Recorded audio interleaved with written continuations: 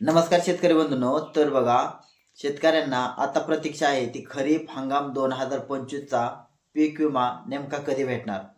तर बघा, याविषयी मोठ्या प्रमाणात आता सध्या घडामोडी घडत आहेत आणि यावेळेस केंद्र सरकारने विमा कंपन्यांना त्या प्रकारे आदेश सुद्धा दिलेले आहेत की जर पात्र शेतकऱ्यांच्या खात्यावरती तो शेतकरी पीक विम्यासाठी पात्र असून देखील जर एखाद्या कंपनीने शेतकऱ्याला वेळेला पैसे दिले नाही तर त्या वेळेच्या पुढून म्हणजे जे काही शासकीय नियमाप्रमाणे शेतकऱ्याला देणं बंधनकारक असतं त्याच्या पुढे जर कंपनीने जेवढा उशीर लावेल तर तेवढा कंपनीला 12% व्याजदराने संबंधित शेतकऱ्याला रक्कम देणं हे कंपनीचं कायद्याने काम आहे.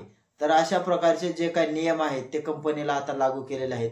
त्याच्यामुळे बघा, याच्यामधून एक आशा पल्लवित होत आहे की आता विमा हा 2025 खरीपचा 100% मंजूर होणार आहे. ज्यांनी पीक विमा भरलेला असेल त्यांच्यासाठी बघा, ई पीक पाहणीची अट शासनाने आता कंपल्सरी केलेला आहे. आणि शेवटचा पर्याय म्हणून बऱ्याच वेळा आपण पाहिलं तर अतिवृष्टी असेल, महापूर असेल, महाराष्ट्रामध्ये जी काही नैसर्गिक आपत्ती आलेली होती तर त्याच्यामुळे बऱ्याच शेतकऱ्यांना ई पीक पाहणी करणं हे जमलं नव्हतं किंवा बऱ्याच वेळेला ई पीक पाहणीमध्ये टेक्निकल प्रॉब्लेम सुद्धा होते.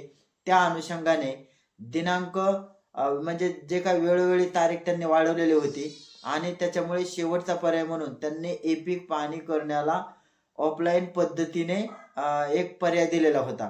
आता ती ऑफलाईन पद्धतीने करणं त्याच्यासाठी बघा, प्रांत अधिकारी असतील, त्यानंतर तहसीलदार असतील, कृषी अधिकारी असतील आणि गट विकास अधिकारी असतील, तर यांची एक समिती नेमलेली होती. आणि त्या समितीने काय करायचं की ज्या शेतकऱ्याचं ई पीक पाहणी तांत्रिक पद्धतीने असेल किंवा समजा त्याच्याकडून राहून गेलेलं असेल आणि त्याचं पीक विम्यापासून फक्त त्याला संरक्षण भेटावं, पीक विमा हा त्या शेतकऱ्याला भेटावा, याचसाठी शासनाचे प्रयत्न होते. त्याच्यामुळे पीक विमा खरीप हंगाम 2025चा हा शेतकऱ्यांना 100% भेटणार आहे. आणि त्याच्यासाठी ई पीक पाहणी असेल ते आता कंपल्सरी करण्यात आलेले आहे.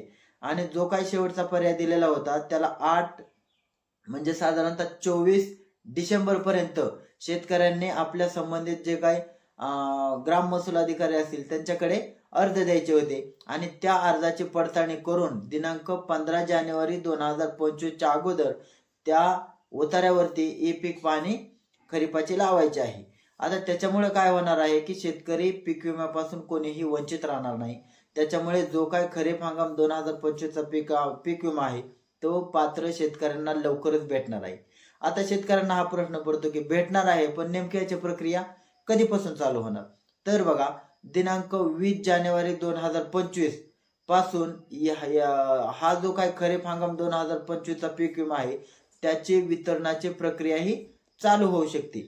आणि साधारणतः फेब्रुवारीच्या पहिल्या आठवड्यापर्यंत सर्व पात्र शेतकऱ्यांना म्हणजे हा जो काही पीक विमा असेल ज्यांनी भरलेला असेल, ज्यांनी ई पीक पाहणी केलेले असेल त्यांना हा पीक विमा भेटण्याचा मार्ग आता मोकळा झालेला आहे.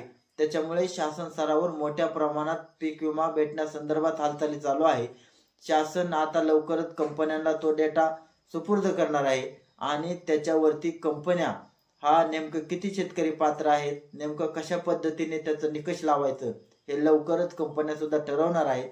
आणि तो ठरवून तो पूर्ण डाटा जे काही पीक कापणीचे प्रयोग आलेले आहेत त्याच्यावरती नेमकं किती टक्के नुकसान झालेलं आहे आणि किती टक्के कंपनी दाखवणार आणि किती हेक्टरी किती मदत देणार हे सुद्धा पाहणं आता गरजेचं आहे. त्याच्यामुळे लवकरच याची सुद्धा आकडेवारी जाहीर होणार आहे आणि ज्यावेळेस याची आकडेवारी जाहीर होईल त्यावेळेस आम्ही तुमच्यापर्यंत ती आकडेवारी नक्की पोहोचवण्याचा प्रयत्न करू.